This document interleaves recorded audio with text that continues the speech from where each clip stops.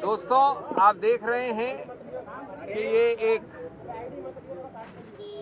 बहुपार्टी delegation जिसमें मेरे सब वरिष्ठ कॉलीग्स यहाँ खड़े हैं अलग अलग विभिन्न पार्टियों से।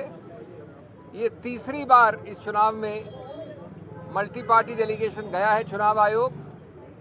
आज हमने 2-3 मुद्दे स्पष्ट रखे उनके सामने। उन्होंने हमें कम समय में समय दिया, इसके लिए हम धन्यवाद करते हैं उनका। सबसे महत्वपूर्ण और अहम मुद्दा ये है कि पोस्टल बैलेट्स ये एक जानी मानी प्रक्रिया है कि चुनाव के परिणाम को एक तरफ से दूसरी तरफ ले जा सकती है।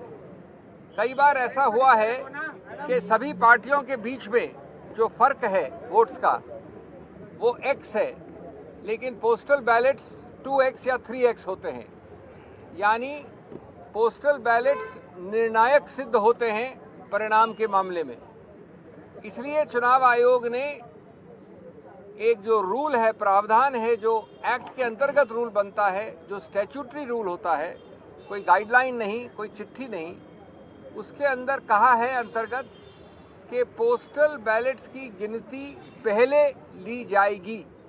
यानी ईवीएम की गिनती के पहले पोस्टल बैलेट्स की गिनती ली जाएगी। ये रूल 54A में लिखा है स्पष्ट रूप से। इस बात को कई बार अलग अलग रूप से चिट्ठियों द्वारा और गाइडलाइंस द्वारा चुनाव आयोग ने दोहराया है। 2019 में बड़े स्पष्ट रूप से कहा कि पहले आप पोस्टल बैलेट की गिनती शुरू करिए, उसके कुछ समय बाद आप ईवीएम की गिनती शुरू कर सकते हैं, लेकिन, और ये बहुत अहम बात है, आप ईवीएम की गिनती खत्म नहीं कर सकते या परिणाम का अंत नहीं कर सकते जब तक पोस्टल बैलेट का पूरा रिजल्ट गणना के बाद घोषित न हो जाए। यानी पोस्टल बैलेट की गणना के बाद उसका परिणाम पहले घोषित करना अनिवार्य है। और अगर आप अंत तक पहुंच गए ईवीएम में तो उसको रोकिए जब तक पोस्टल बैलेट का आप परिणाम घोषित न करें। इसके बावजूद, और ये हमारी याचिका है, ये हमारी कंप्लेंट थी आज चुनाव आयोग से, चुनाव आयोग ने गाइडलाइंस द्वारा इस स्टैट्यूटरी रूल नियम को बदला है। वो नहीं किया जा सकता कानून में। गाइडलाइंस द्वारा किसी रूल को नहीं बदला जा सकता।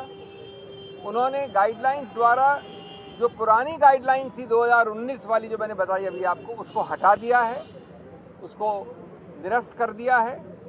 और इसका बड़ा सरल और सीधा परिणाम ये होता है कि ईवीएम की पूरी गणना हो जाए अंत तक, तब तक भी पोस्टल बैलेट की निर्णय की घोषणा करना अनिवार्य नहीं रहा है। अब हमारे को पता है कि कई बार ऐसा हुआ है कि पोस्टल बैलेट के आधार पर निर्णय उत्तर से दक्षिण हो गया है, पूर्व से पश्चिम हो गया है। इसीलिए ये प्रावधान बनाया गया था, यही इसका औचित्य है।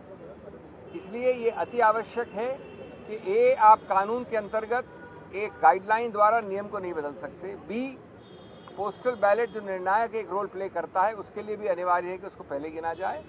और तीसरा कि एक लेवल प्लेइंग फील्ड के लिए, गणतंत्र के लिए, स्वतंत्र चुनाव के लिए, जो कि संविधान के मूल तत्वों का एक अभिन्न अंग माना गया है, ये आवश्यक है कि जो पुराना रूल था उसी को फॉलो किया जाए, जो प्रावधान अभी भी है उसी को रूल किया जाए।